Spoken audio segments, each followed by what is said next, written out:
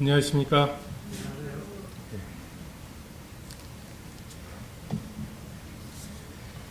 오늘은 그리스도께서 사랑하신 교회의 네 번째 시간입니다. 교회의 머리 대신 그리스도. 플라톤이라는 사람이 한 기원전 한 400년, 지금으로부터 한 2400년 전에 이제 굉장히 다양한 정치나 뭐 이런 것들을 이렇게 연구하다가 이렇게 통치가 되면 참 좋겠다 라고 하는 어떤 그 이상적인 세계, 그 이데아를 이야기하죠. 그게 철학하는 사람, 뭐 이걸 우리나라 말로 정확하게 할 수는 없는데 한마디로 굉장히 인격적인 왕의 다스림, 이게 가장 좋은 정치 제도이다 라고 하는 이야기를 했습니다.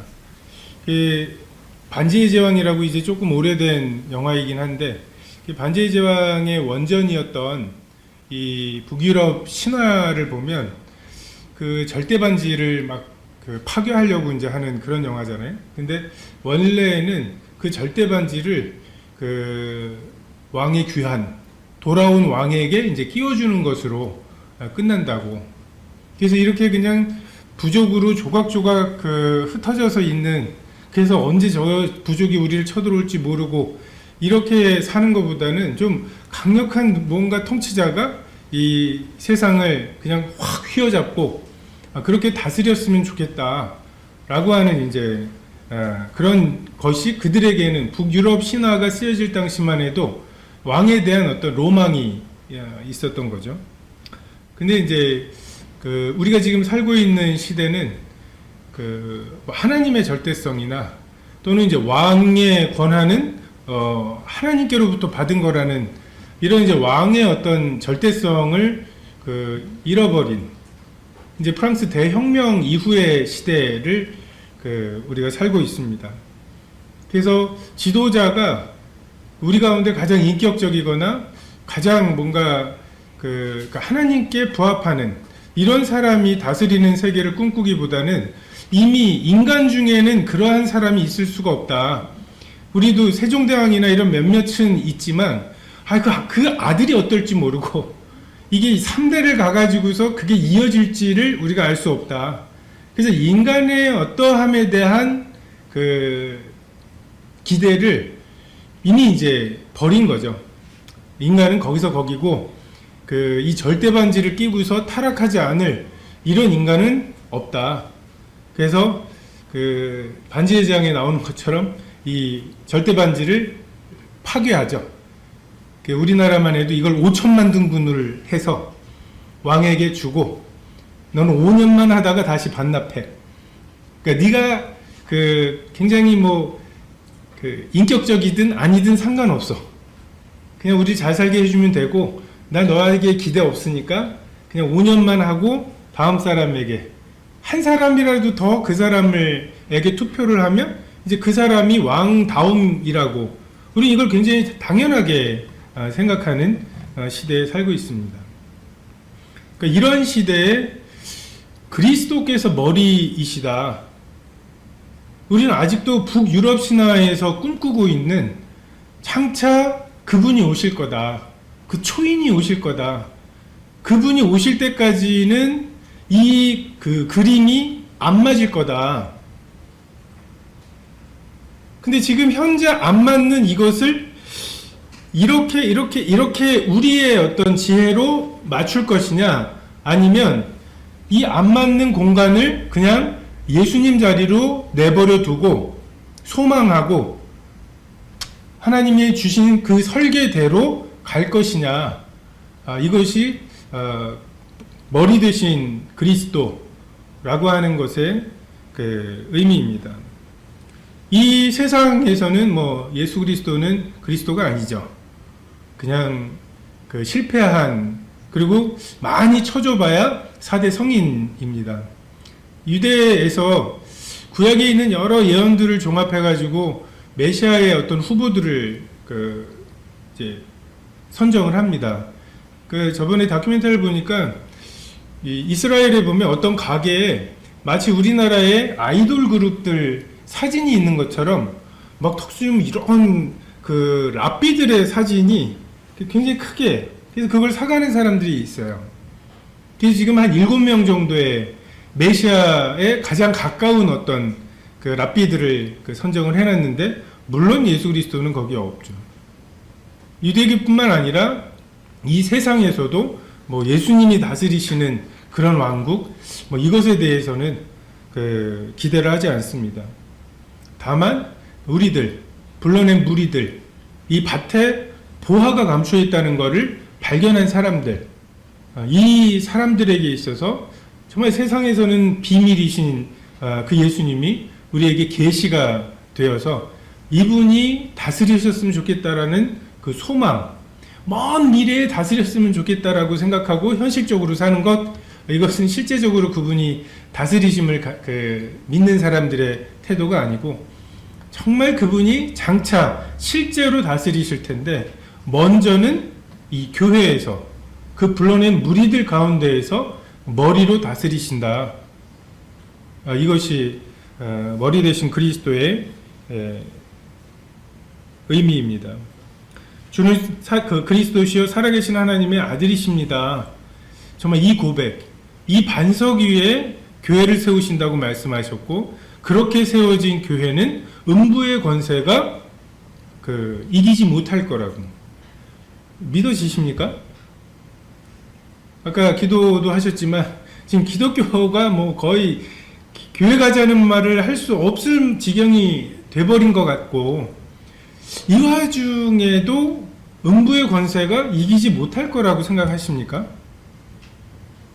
정말 우리는 그냥 이렇게 믿고 지낼 것 같은데, 정말 우리 다음 세대에도 이 진리가 연결이 되고 해서 그 다음 세대가 또 그 모임을 이루고 그 교회를 이루고 유지할 뿐만 아니라 또 옆에 있는 사람에게 지금 코로나 퍼져나가듯이, 그냥 그 전염병 퍼져나가듯이 사람들이 퍼져나가서 그 중에 몇몇이 또 더해지고 하는 이러한 일들이 일어날 거라고 하는 게 믿어지십니까? 아니면 요 시대에는 좀 다른 방법이 필요하다고 생각하고 이제 그 방법을 추구하시느냐, 이것이 관건입니다. 디모데전서 2장 5절에 보면, 하나님은 한 분이시요 또 하나님과 사람 사이의 중보자도 한 분이시니 곧 사람이신 그리스도 예수라. 이것이 그리스도의 자리입니다. 하나님과 사람 사이에 유일하신 중보자, 그러니까 하나님의 것을 우리에게 전달하실 수 있는 유일하신 통로이시고, 또 우리가 아버지께로 갈 수 있는 유일한 통로로서의 예수 그리스도를 말씀하고 계십니다. 이단들을 보면 성경을 어떤 기초로 하는 이단들도 있죠. 신천지도 있고 뭐 다양한 이단들이 그 성경을 들이대면서 시작을 합니다. 근데 그런 이단들의 그 특징은 그 교주가 하나님 위치에, 예수님 위치에 있어요. 다들 하나님이라고 주장은 잘 안 해요. 자기가 예수님이라고, 또는 실패한 예수님을 대신할 다른 예수, 또는 예수님은 그때 그 활동하셨던 분이고 이제는 이제 내가, 이런 식으로, 그래서 말씀을 자기를 중심으로 새롭게 풀거나 아니면 새로운 말씀을 첨가하거나 하는 그 선지자의 은사가 아직도 있다. 그 선지자를 통해서 하나님께서 새로운 말씀을 주시는 것처럼 이 시대에 하나님께서는 내게, 나를 통해서 새로운 말씀을 주신다. 이게 뭐 신천지가 있고 대부분의 이단들이 그렇죠. 다만 우리가 이제 교파교회와의 관계가 이단이라는 말은 굉장히 좀 무거운 말인데, 이게 1960년, 70년대에 이 한국의 기독교를 보면은 장로교, 우리나라는 장로교죠. 이 장로교에서는 장로교 외에는 다 이단이라고, 그러니까 이단이라는 말이 너무 인플레가 돼가지고 가치가 없어져 버렸어요. 그 말을 굉장히 세게 하는, 그 자기 사람을 지키기 위해서 세게 하고 우리 모임에 대해서도 너울만 쓰면 이단이고 막 그 사도신경 안 하면 이단이고 교회에 십자가가 없어 그러면 이단이고 이런 식의 이제 공격을 받죠. 거기에 대응하느라고 또 우리도 그냥 다 조금만 우리랑 하는 거 왜 만찬을 안 해? 이단이고 막. 근데 이건 조금 지나치다. 성경에서 말씀하시고 있는 것에 있어서 지금 우리가 추구하고 우리에게 계시하신 어떤 하나님의 진리가 있지만 이것이 전부라고 말할 수는 없다. 우리는 하나님께서 우리에게 비춰주신 이 말씀을 비침을 받고 지키는 것이고, 그렇지 않은 사람들에 대해서 왜 이렇게 안 하지 하면서 그러니까 정죄하거나 판단하거나 아니라고 말하는 것에 우리는 좀 조심할 필요가 있다고 생각이 됩니다. 그래서 말을 조금 살살할 필요가 있다. 이제 예전에는 진짜 거대한 예전에 저 20살 무렵만 해도 순복음은 이단이었어요. 순복음 교회의 이런 가르침들은 그냥 공식적으로 이단이었어요. 내비게이터 이런 때도 다 이단이고. 근데 우리가 이제 너무 내 것과 조금이라도 다르면 다 이단 취급을 하는데, 이제 이런 것들에 대해서 너무 지나치게 가르고 우리와 조금이라도 다르면 이단이라고 말하는 것은 지나치다는 생각이 듭니다. 그래서 정말 예수 그리스도를 머리로 삼지 않는 이러한 이단, 진짜 이단들, 자기가 뭔가 하나님의 새로운 통로라고 주장하는 이러한 하나님 그리스도의 머리 되심을 부정하는 사람들과 구별할 필요가 있다고 생각이 됩니다. 예수 그리스도의 머리 되심을 드러내기 위해서, 그러니까 다시 말해서 이건 예수 그리스도의 머리 되심뿐만 아니라 교회 진리를 담기 위해서는 몇 가지 필요한 것이 있습니다. 첫 번째가 변화된 마음이에요. 순종하고자 하는 마음이 있어야 돼요. 여러분이 지금 순종하고자 하는 마음이 없잖아요? 그러면 순종하는지 안 하는지를 누군가 또 감시해야 돼요. 공산주의가 그러다 망한 거잖아요. 이기적이면 안 돼. 그게 마음에 감화가 돼가지고 이기적이지 않으려고 어떻게 해서든 애를 쓰는 마음의 변화가 없는 채로 이기적이면 안 된다고 하는데, 이 말하는 사람조차도 얘네들이 이기적이라는 거, 심지어 나도 이기적이라는 게 해결이 안 된 것을 알잖아요. 그러니까 어떻게 해요? 내 맘 짚어 남의 맘이라고 제가 내 앞에선 저러지만 분명히 이기적인 짓을 할 거야. 사욕을 취할 거야. 그럼 감시해야지. 근데 그 감시하는 애가 제대로 나한테 전달을 해줄까? 얘는 또 누가 감시하지?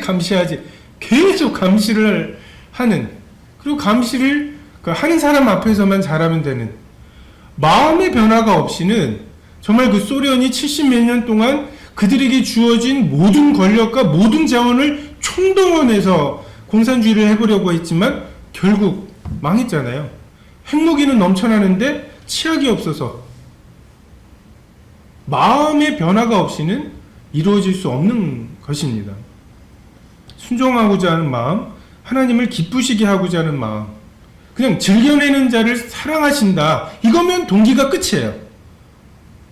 누가 보거나 말거나 이게 아니라 성경 말씀을 통해서 하나님은 즐겨내는 자, 많이 내는 자가 아니라 즐겨내는 자를 사랑하신다고 하면 그것으로 내가 드리는 것에 대한 동기가 완전한, 그리고 사랑하는 자는 내 계명을 지킬 거라고.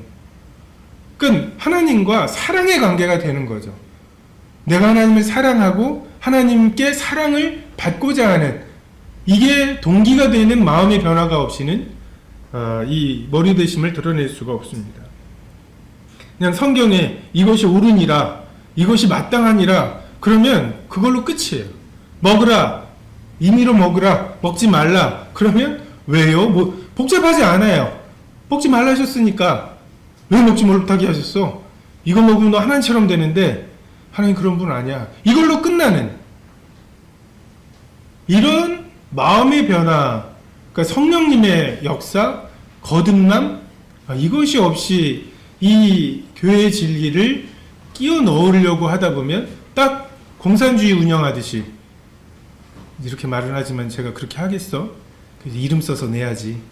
얼마나 냈는지를 아무도 안 보는데 헌금을 한다고? 막 이런 이제 그 인간적인 방법들이 끼어들고, 그러면 그 뭔가 헌신하거나 하는 것이 하나님 앞에서 한 것이 아니고, 그리고 하나님 앞에서 오른손이 하는 일을 왼손이 모르게 또 기도를 하더라도 골방에서 이러한 성도들로 채워져 있지 않으면 그냥 100원어치 일해놓고는 한 200원어치 허물고 막 나 100원어치 일했는데 왜 안 알아줘 막, 이것은 교회의 에너지가 동기가 아니죠. 또 하나 머리되심을 드러내는 데 필요한 것은 겸손한 마음입니다.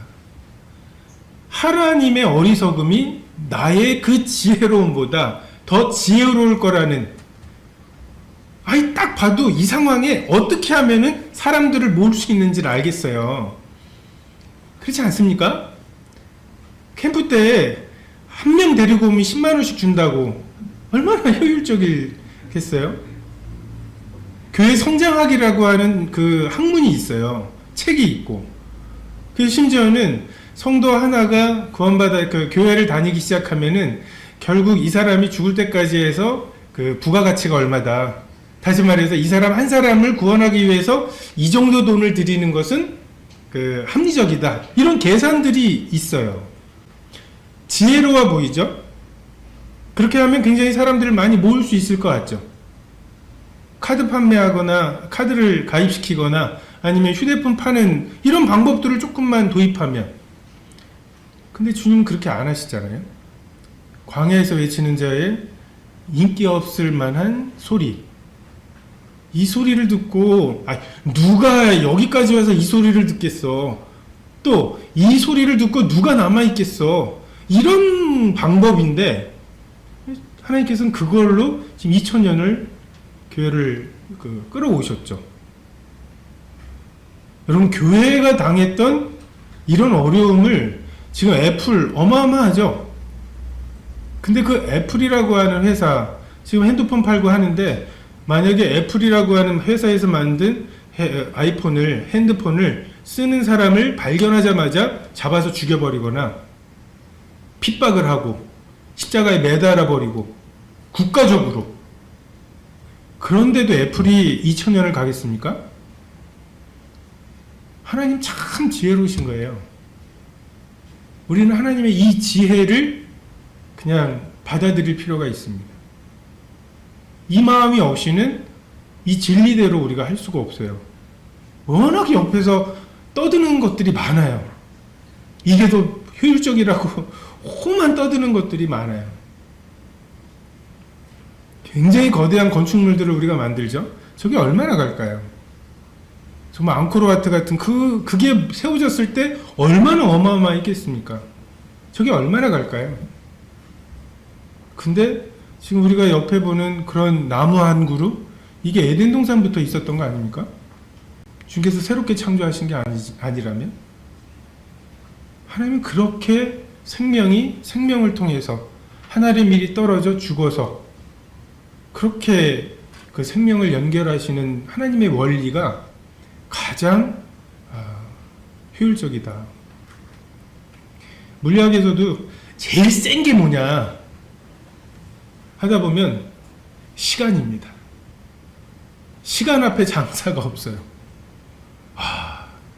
아무리 대단한 사람도, 대단한 건축물, 대단한 업적도 정말 시간이 지나고 나면 아무것도 아니게 돼버리는, 우리 속에 있는 막 그 너무 기쁜 거, 너무 슬픈 거, 너무 막 화가 나는 거, 이게 시간 앞에서 흩어져 버리는 것처럼.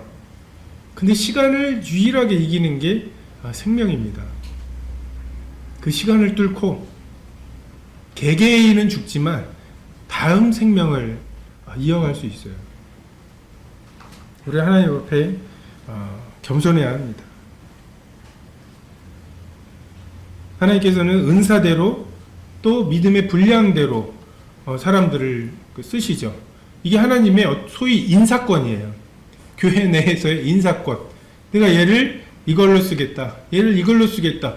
아니 걔는 뭘 잘했다고요? 얘는 뭘 잘못했다고요? 내 것을 가지고 내가 내 마음대로 할 것이 아니냐. 이게 이제 예수님의 교회를 운영하시는 방식이십니다. 그냥 그 주권 앞에, 나를 부르신 그 부르심 앞에, 그리고 내가 그 부여받은 분량 앞에 그냥 그것을 족하다고 여길 줄 아는 것, 이것이 그 주님의 주되심, 머리 되심을 인정하는 데 필요한 생각이죠. 그 영적인 훈련이 필요합니다. 하나님께 의뢰하고 기도하고 인내의 과정을 그 경험하는, 제가 대학교 1학년 무렵쯤의 상태를 가지고 교회를 만약에 했다면 다 죽었어. 다 죽었어. 대학교 1학년 때 막 충만했거든요. 한 6개월을 막 충만해가지고 정말 그런 거 있잖아요. 막 하루 종일 주님 생각하다가 잠들면서 주님의 꿈을 꾸다가 아침 일어나자마자 뭔가 영감을 주셔가지고 막 이러는, 지금도 이제 그게 기준이어가지고 저는 굉장히 목마름이 있는, 왜 그렇게 못 살까? 근데 그때 한 6개월이 지나고 나니까 어떤 생각이 드냐면, 다 나처럼만 살라고 그래. 뭐 그런 거 있죠. 겸손하고 겸손하다가 보면은, 나보다 겸손한 사람 나와보라 그래. 뭐 이런 겸손함이 지나쳐서 이제 교만함이 되는. 저 정말 열심히 전도하고 대자부 붙여가면서 막 뭐 싸움개처럼, 투견처럼 그냥 데모하는 애들하고 붙고 막 난리를 했어요. 근데 또 보니까 난 학년이 올라가도 저렇게 되지 말아야지. 선배 중에 좀 더 열심히 할 수 있을 것 같은데 왜 저렇지 하고서 이제 판단이 되는 그런 선배가 있었어요. 그러면서 그 선배는 계속 나를 말려요. 결과보다는 열매가 중요한 거야. 그게 무슨 소리예요? 하면서 무슨 소리인지는 모르겠는데 계속 결과보다는 열매가 중요한 거야. 뭐 이런 얘기들을 알아듣지도 못하게 하는데 저는 계속 판단을 하고. 근데 어떤 이제 복음 집회를 했는데 캠퍼스 내에서 대학 내에서 복음 집회를 했는데 저는 애들이랑 말싸움 해갖고 이겨가지고 3명을 데리고 갔어요. 그리고 이제 그분은 이제 한 분을 데리고 왔는데 삥 둘러가면서 이제 자기소개를 하는데 이분이 정말 저렇게 살면 안 되는데 하는 분이 데려온 그분은, 그 구도자는 저는 무슨 대학 무슨 과에 누구고요. 요번에 꼭 구원받을 거예요. 뭐 이런 자기소개를 해요. 근데 제가 데리고 간 3명은 이제 강사님하고 그냥 그러면 가인은 누구랑 결혼했어요? 뭐 이런 거 있죠. 그 유치한 걸 가지고 이제 싸우는, 아무런 준비가 안 돼 있는, 그 힘만 들고 열매가 없는. 그래서 제가 그분을 보면서, 그분 이제 결국 구원받고 그 모임에 들어오셨거든요. 뭐가 비결일까? 그것에 대해서 배우고 싶은 마음이 생기더라고요. 그런 하나님의 어떤 다루심, 이런 것들이 쌓여서 그분이 주인이시다. 내가 지혜롭다고 하는 것들이 움찔움찔 일어날 때마다, 그런데 주님은 어떻게 말씀하셨지? 먹음직 보암직 지혜롭게 할 만큼 탐스러운데 주님은 뭐라고 말씀하셨지? 이제 이것이 훈련이 되는, 이런 것들이 머리 되심을 드러내는데, 이게 개인에게도 그렇고 교회적으로도 그렇습니다. 그래서 이제 힘이 빠지는, 그래서 이제 나는 입이 둔한 사람이라고 할 때가 이제 준비가 된 이제 그런 때인 경우들이 많습니다. 참 교회가 일반 회사나 이런 것과 많이 다른 것 같아요. 머리 되고자 하는 욕심이 있죠. 이것은 어떻게 보면 성경 말씀 위에 있고 싶은, 성경은 이렇게 이야기하고 있지만 이것은 나의 그러니까 뭔가 말하는 사람, 나의 이기심을 버리라는 메시지잖아요. 그리고 하나님 앞에 굴복하라는 메시지인데, 이제 어떤 사람이 머리 되고자 하는 이 사람들에게 내가 말하는 대로 하게 하고 싶은 이런 욕심을 가지고 말씀을 분별하고 말씀을 가르치고자 하는 욕심, 이게 머리 대고자 하는, 말씀의 본문이 무엇을 의미하는지를 이야기하기보다는 나는 이걸 말하고 싶어, 그러려면 이 말씀 요 말씀을 짜깁기 해서 이야기하면 되겠네, 이게 이제 말씀 위에 서고 싶은 그런 욕심이죠. 그리고 내가 동기부여를 하고 싶은, 내가 뭔가 말했더니 AD와 BC가 나뉘는 거예요. 말씀을 딱 전했더니 그 말씀 전하기 이전의 성도들의 삶과 이후의 삶이 이제 싹 바뀌게 하고 싶은, 물론 하나님께서 말씀을 통해서 그렇게 하실 수 있죠. 근데 이제 그걸 말씀에 의탁하는 게 아니라, 은혜의 말씀께 의탁하는 게 아니라, 자, 이렇게 말씀 전했으니까 어떻게 변하나 내가 좀 보고 왜 그렇게 안 되지 하고서 막 이렇게 동기부여를 내가 하려고 하는, 그러니까 성령의 감동하심이 해야 되는 일을 내가 하려고 하는 욕심. 그래서 그 업적을 내 것으로 삼고 싶은 이런 마음이 우리들에게 있습니다. 그래서 우리가 성경을 읽으면서 연대기적으로 읽는 거 굉장히 중요합니다. 나에게 아무런 이해관계가 없을 때 그 말씀이 무슨 말씀인지를 읽어놔야 돼요. 그래서 그 기준이 먼저 내 마음에 자리 잡아야 나중에 고민이 될 때 이게 기준이 됩니다. 근데 먼저 이런 말씀도 전혀 없는 상태에서 이 고민부터 시작이 되면 그냥 말씀을 자기에 맞게 막 끄집어서 갖다 대요. 아니, 솔로몬도 부자였잖아. 아니, 청리했던 사람들도 있고. 뭐 이런 걸로 이제, 내가 좀 부자가 돼서 주님을 잘 섬기려고 하는데, 좀 좋은데 붙여주시면 제가 이런 식으로 이제 말씀들을 이렇게 갖다 대기 시작하는 거죠. 우리 교회는, 지역교회는 독립적이다. 하나님 앞에서 이 지역교회 위에 예수님 그리고 하나님, 요게 이제 유일한 체제이지, 그 위에 노회가 있고 또 총회가 있고, 제가 이제 요것들은 잘 모르지만 이제 그런 것들이 있지는 않은, 그래서 각 교회는 하나님 앞에서 1대1로 책임과 의무가 있고, 이 계시록에 있는 교회들도 보면 각 교회가 하나님 앞에 칭찬과 책망을 받는 경우들을 보게 됩니다. 우리가 브레들은 중에서도 우리가 이제 다비라고 하는 분의 어떤 가르침이나 뭐 이런 것의 기초 위에 있지만, 엄밀히 우리를 구별한다면 우리는 이제 다비 계열의, 거기 이제 보수라고 하거든요. 근데 이제 저희는 뮬러 계열이라고 우리 스스로를 소개합니다. 이제 그게 굉장히 다른 것이 요 부분이에요. 지역교회는 하나님 앞에서 1대1로 판단을 받는다. 근데 이제 다비 형제님의 생각은 그냥 하나의 중앙 집권적인 교회, 그리고 그 교회가 이제 다른 교회들에게 뭔가 영향을 끼치고 징계라든지 뭐 이런 것들에 이제 뭔가 영향력이나 이 결정을 행사하는 이제 이런 것을, 그러니까 하나됨을 이제 많이 생각을 하신 거죠. 근데 우리가 그것에 대해서는 교회의 진리적인 측면에서 우리 각 교회가, 각 지역 교회가, 서대문 교회가 하나님 앞에서 책임이 있고 또 독립적이다라고 하는 것을 신뢰하고 있습니다. 네.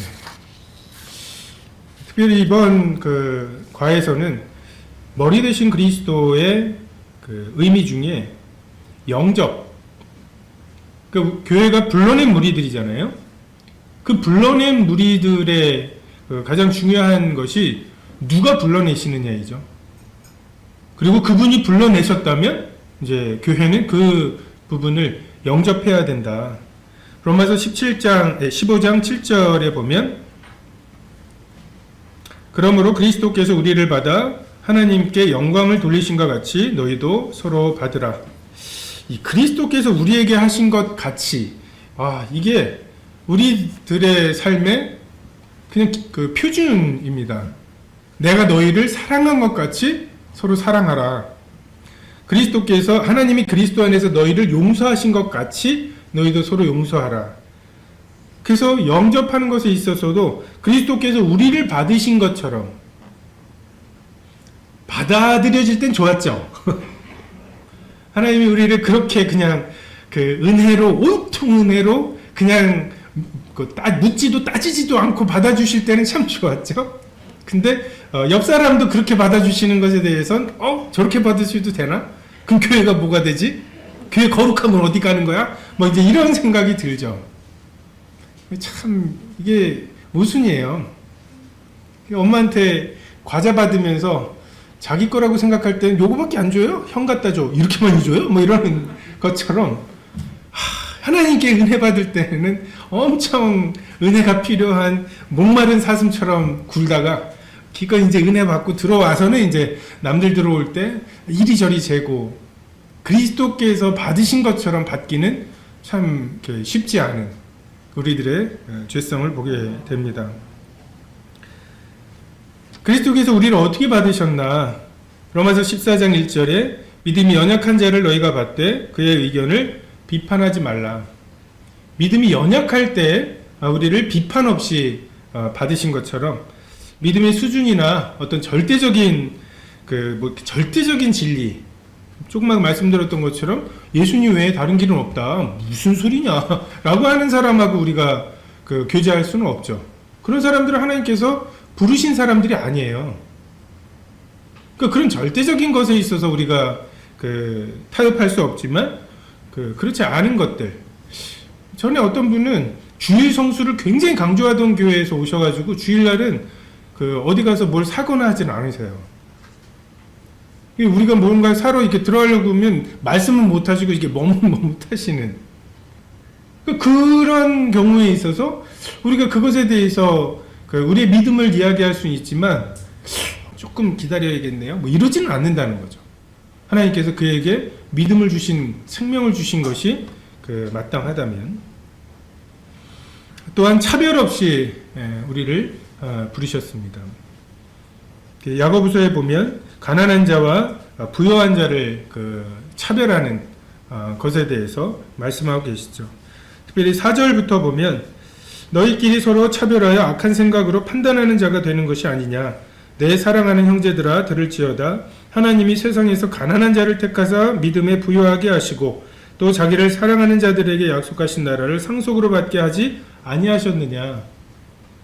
딱 저도 학교에서 이렇게 복음 전하다 보면 쟤네들 딱 구원받았으면 좋겠는, 그러니까 좀 현란한 창조론 있죠? 창조과학 얘기를 좀 현란하게 막 하면은 좀 똑똑한 애들이 와요. 근데 이제 예수님의 십자가 이야기를 하면 다 떠나가죠. 그리고 기독학생반으로 애들을 모아봐도 어떻게 맨날 가위바위보에서 진 애들이 오고 그냥 어디 갈 데가 없는 애들이 오고 막, 그리고 좀 외로운 애들이 오고, 저는 좀 이렇게 똑똑한 애들 잘 가르쳐가지고 뭐 이렇게 했으면 좋겠는데, 근데 하나님께서는 가난한 자를 택하여 믿음에 부유하게 하려고 하시는, 이게 하나님의 부르심입니다. 차별은 나에게 이득이 되느냐 아니냐, 이 사람 받아들여봐 손 많이 가겠네 라고 하는 사람에 대해서 인상이 찌푸려지고 하는 거, 이게 이기적인 거죠. 나에게 이득이 되느냐잖아요. 근데 하나님께서는 하나님에게 이득이 되는 것으로, 하나님 보시기에 좋은 것으로 그 사람을 부르셨다면 우리가 그를 받아야 할 필요가 있습니다. 누가복음의 14장 21절에 종이 돌아와 주인에게 그대로 고하니 이에 집 주인이 노하여 그 종에게 이르되 빨리 시내의 거리와 골목으로 나가서 가난한 자들과 몸 불편한 자들과 맹인들과 저는 자들을 데려오라 하니라. 이런 사람들 우리 주변에 있어요. 우리가 이 사람들이 교회에 오는 것보다는 좀 똑똑한 사람, 교회에 와서 좀 교회의 평균을 좀 올려줄 사람, 자꾸 이런 사람들에게 우리의 관심을 가져서 그렇지, 사실 말 걸어주고 싶은, 나에게 좀 말 좀 걸어줬으면 하는 사람들, 외로운 사람들, 우리가 그냥 저렇게 말 한 번 또 걸어주면은 좀 막 이렇게 달려들까봐 막 꺼리는 이런 사람들이 우리 주변에 있습니다. 우리가 그 사람들로 자리를 채워야 자리가 채워질 수 있습니다. 지금 뭐 신천지니 뭐니 해가지고서 교회가 이런애 저런애 훈수 두는 사람들, 그 사람들 마음이 부유한 사람들이에요. 그 사람들은 하나님께서 아직 부르지 않은 사람들입니다. 하나님께서 부르셔서 그 마음을 낮아지게 하신 그런 사람들, 우리 주변에 두신, 우리가 그런 사람들에게 우리의 마음을 넓힐 필요가 있습니다. 지식이 아닌 생명을 기준으로 우리를 받으셨죠. 그러니까 바울 같은 경우에 정말 성도들이, 그 당시 성도들이 바울을 받아들이기가 어땠을 것 같으세요? 지금 이 회중 중에도, 교회 중에도 바울 때문에 힘들었을 사람이 있었을 거 아니에요? 그 먼 친척도 있었을 거고, 예루살렘에 그 몇 안 되는 사람, 그 당시 사람들 중에 막 5,000명, 3,000명 이렇게 구원받을 때 그런 사람들을 핍박했던 사도 바울에게 정말 그 이름만 들어도, 그리고 더구나 그가 가르치는 이 은혜의 복음은 뭐 유대인에게는 말할 것도 없고 구원받은 초기 유대 성도들에게도 이방인들에게? 그게 말이 돼? 이런 굉장히 거리껴지는, 그럼 이방인들하고 식사를 같이 한단 말이야? 뭐 이런 논쟁들이 일어나는, 갈라디아서에 보면은 베드로조차도 이게 해결이 안 된 상태이잖아요.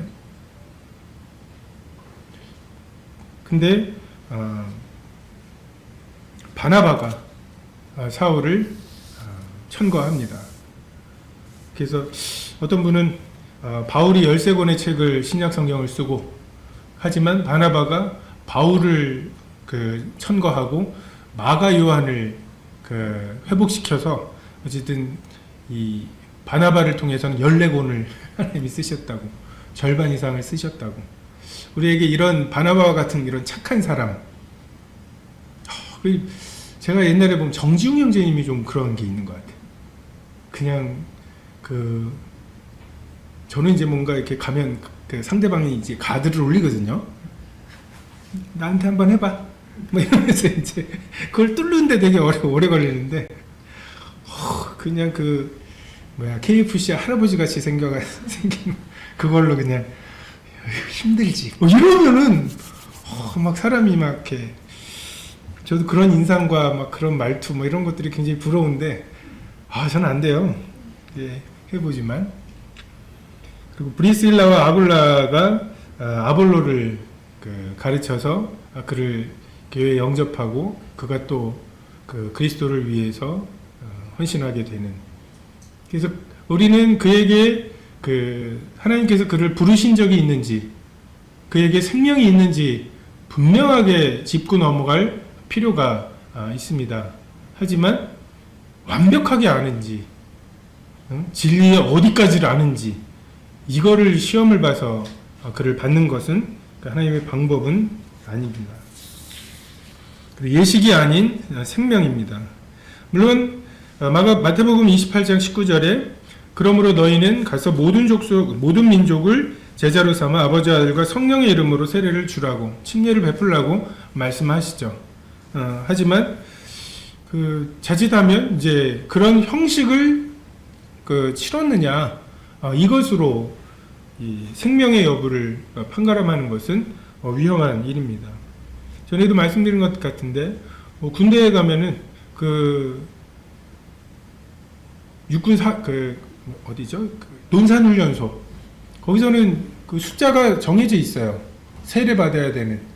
그 세례 받는 군인들의 숫자 비율대로 이 종교용으로 나온 군대 예산이 분배가 되기 때문에 효율적인 것 같아요. 어떻게 보면. 그렇게 해서 교회 만들고 하면은 더 나을 것 같고, 하지만 하나님의 방법은 아니죠. 그것이. 그래서 심지어는 그렇게 유혹을 해요. 세례증이 있으면 주일날 부대 밖으로 나갈 수 있다. 그리고 이제 이 세례증이 있으면 그 같은 교단 내에서는 또 가가지고 뭐 세례 받았냐 안 받았냐 이런 논쟁 없이 그냥 이렇게 마패처럼 쓸 수 있다고. 근데 서대문교회 같은 경우에는 그 침례를 뭐 받든 안 받든 이제 새로운 사람이 오면 그 같은 모임에서 오면 천거설을 통해서 분별을 하고, 근데 그렇지 않은 경우 뭐 선교단체라든지 교파교회에서 오신 분들은 이제 그에게 있는 생명의 여부를 이렇게 분별을 합니다. 근데 어떤 분들은 그 교파교회에서 침례까지 받고 오신 분들도 있어요. 근데 그 침례받기 전에 구원받으신 것이 확인이 되면 그 교회에서 또 침례를 우리 교회에서 받으셔야죠 라고 하지는 않습니다. 다만 이제 세례를 받은 분 같은 경우에는 성경이 가르치는 것은 침례이기 때문에 침례를 받도록 말씀드리고 있죠. 그리고 섬김이 아닌 생명. 누가복음에 보면 예수께서 예루살렘을 향하여 가시기 때문에 그들이 받아들이지 아니하는지라. 그러니까 똑같이 섬기기를 바라는 마음이 있는 것 같아요. 내가 가지고 있는 진리가 전부인 것처럼 생각하는. 근데 정말 초대교회에 십자가에 못 박혀서 죽어가면서 주님이 어떤 분이신지를 묵상했던 사람들, 우리가 그 사람들이 주님 이렇게 아프셨구나, 정말 이게 주님의 그 고난이고 이게 주님의 사랑이구나, 이것은 우리가 아무리 애를 써도 알 수가 없습니다. 그냥 우리는 우리에게 주어진 그 진리의 한 조각, 21세기를 살아가면서 정말 두 번만 클릭하면은 이 핸드폰으로 전 세계가 세상과 세상에 있는 것들, 육신의 정욕과 안목의 정욕과 이생의 자랑이 그냥 내 바로 주머니 속에 들어가 있는, 우리가 이 시대를 살기 때문에 이 시대에만 맺을 수 있는 열매가 또 있으리라고 생각이 돼요. 우리가 서로 놀랄 것 같아요.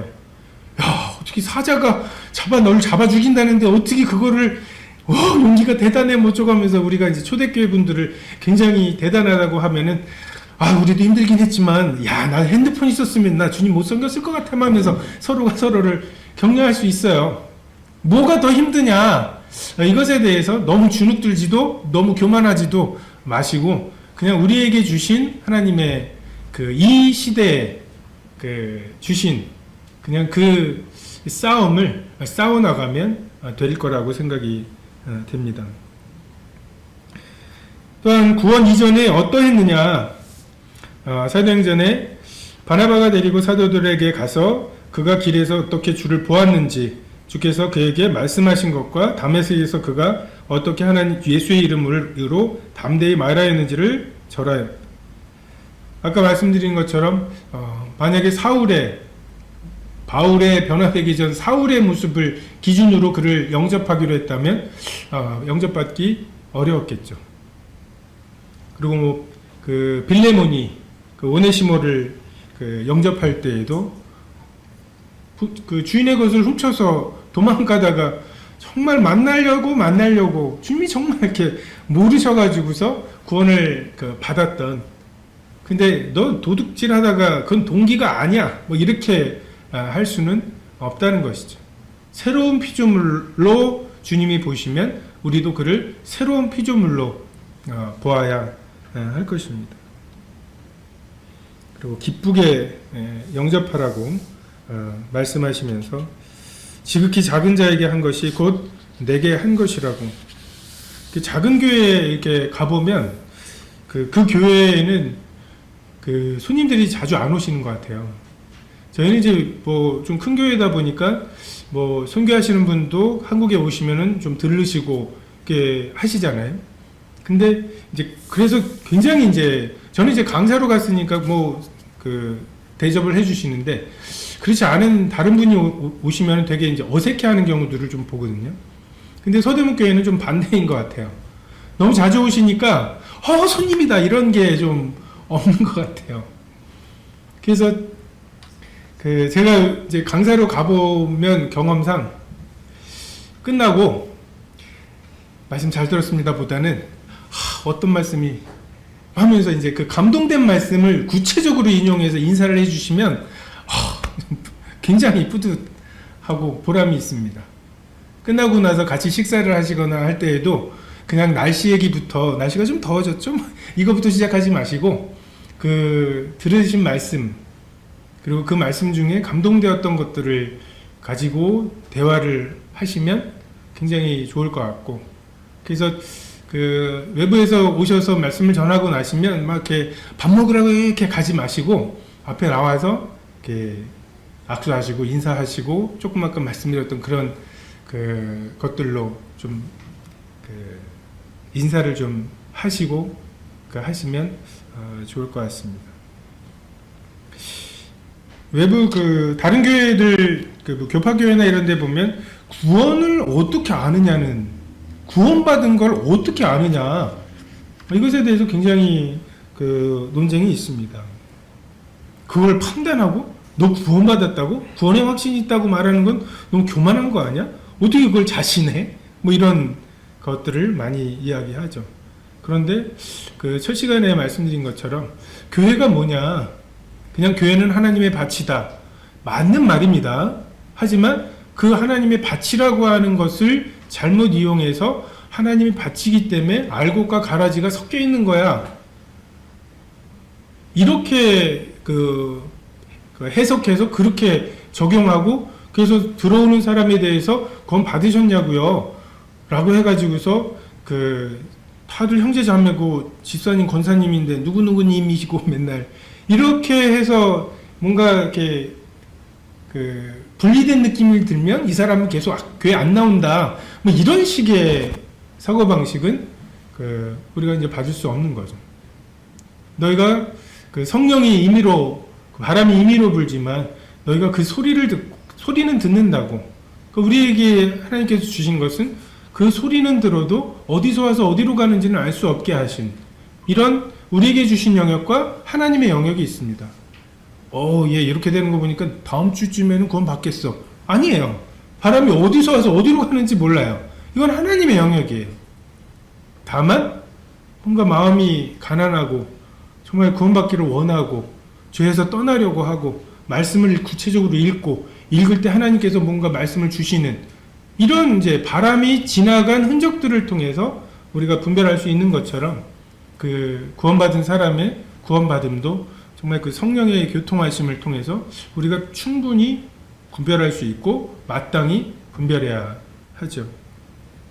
성경의 예들을 보면 그 로마서에 보면 베베자매를 추천하죠. 그래서 천거, 우리가 그 믿을 만한 분들의 이 사람은 믿는 자라고 하는 천거를 그 받습니다. 또는 두세 증인의 증언, 이 사람은 이렇게 해서 한 증언이나 천거나 비슷한 그 모습이죠.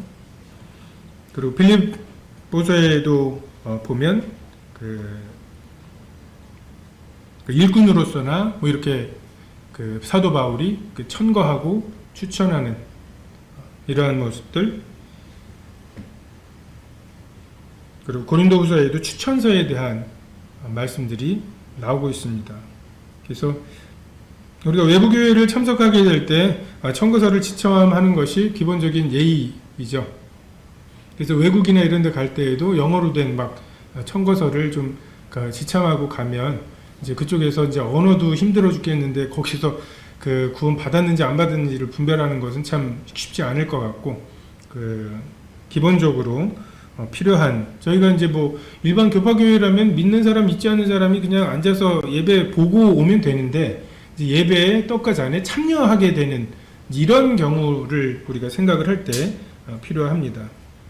그리고 이제 물론 이제 뭐 이 당시에는 전화가 없었으니까, 그런데 이제 지금은 이제 장로님들끼리 알고 그러면 전화라든지 이런 것으로 이번 주에 누가 그 참석하게 된다고 전화를 하거나 하는 것으로도 충분하리라고 생각이 됩니다.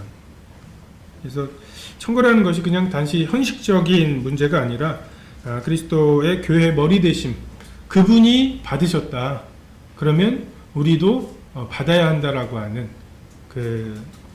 이 기본적인 것들을 순종하는 그러한 하나의 예로 이해하고 그에 따른 다양한 방법으로 성도됨을 좀 증명하는 것이 피차간의 도움이 될 것입니다. 또 다른 경우에는 이제 개인의 고백이 있죠. 그래서 너희 마음에 그리스도를 주로 삼아 거룩하게 하고 너희 속에 소망에 관한 이유를 묻는 자들에게 대답할 것을 항상 준비하되 온유와 두려움으로 하라고. 청거서나 이제 같은 모임이 아니거나 또는 이제 그런 경우에는 청거서나 증인을 세우기는 어렵죠. 그러면 이제 구체적으로 그가 가지고 있는 그 소망의 이유, 구원받은 간증들을 우리가 통해서 분별을 해 봅니다. 그래서 이건 단지 교리문답이 아니라 정말 성령의 교통하심이 있는지, 생명의 여부가 굉장히 좀 미묘한 거죠. 어떤 경우에는 사도 바울처럼 담에색 도상이 있어요. 어느 한 날이 있어요. 그날 이후로 이제 완전히 바뀐. 근데 일반 또 교파교회 같은 경우에 몇 월 며칠인지 언제가 기점인지 뭐 이런 것들을 강조하지 않는 경우에 또 그냥 또 구원받는 경우들이 있어요. 그래서 그거를 따지려고 하는데 우리 마음에 흔쾌하진 않아요. 그래서 어떤 경우에는 그러니까 언제가 그때 구원받은 건지는 우리 모르겠으나 현재 구원받으신 것, 현재 믿고 계신 것, 이것은 우리가 알겠습니다. 이렇게 이제 분별을 하기도 합니다. 지금 서대문 교회에서는 영접에 있어서 기본적으로 이제 천거를 기본으로 하고 간증과 뭐 이런 것들을 가지고 우리가 아까 말씀드렸던 것처럼 교파에서 침례를 받았더라도 침례 이전에 구원을 받았다는 것이라면 우리가 그 침례를 인정하고 그냥 광고로서 성도를 영접하기도 하고, 다만 이제 이 영접이라고 하는 게 그냥 출석부에 이름 하나 올리는 게 영접이 아니라 이제 성도들과의 교제가 또 가능해야 하기 때문에 영접되신 분들이 이제 앞에서 구원 간증을 하는 이런 것을 병행하고 있습니다. 결론적으로 그리스도께서 우리를 받아 하나님께 영광을 돌리셨다. 이것이 영접의 가장 기본적이고 사실은 전부입니다. 우리가 이런 경우 경우에 다 지식이 아니라 생명으로 이런 것들을 구별할 때 주님이 우리를 그렇게 받으신 거예요. 그래서 우리가 그것을 기준으로 성도들을 받고 하는 것이 필요합니다. 우리 이 말씀을 통해서 하나님의 주권에 대한 순종, 이것이 하나님을 영광스럽게 한다. 우리가 하나님을 영광스럽게 하는 삶이 뭐냐라고 할 때 여러 말씀들이 있지만 그리스도께서 우리를 받아 하나님께 영광을 돌리신과 같이 성도들, 새로운 사람들, 나와 좀 다른, 저건 좀 미흡한 것 같은데, 아니 요한의 세례밖에 몰라? 이럴 경우에 우리가 그를 돕고자 하는 이유로 그걸 삼아야지, 저런 사람 자꾸 받으면 어떡해? 라고 이제 판단하거나 이제 정죄하지 않는 것이 하나님께 영광이 된다는 이런 말씀이죠. 사과, 그리스도께서 사랑하신 교회에 사과에 보면 영접의 예외 조항들이 있는데, 그것은 나중에 징계, 교회의 징계 부분을 할 때 함께 다루면 적절할 것 같아서 오늘은 교회 영접 부분까지만 함께 나누었습니다. 기도하겠습니다.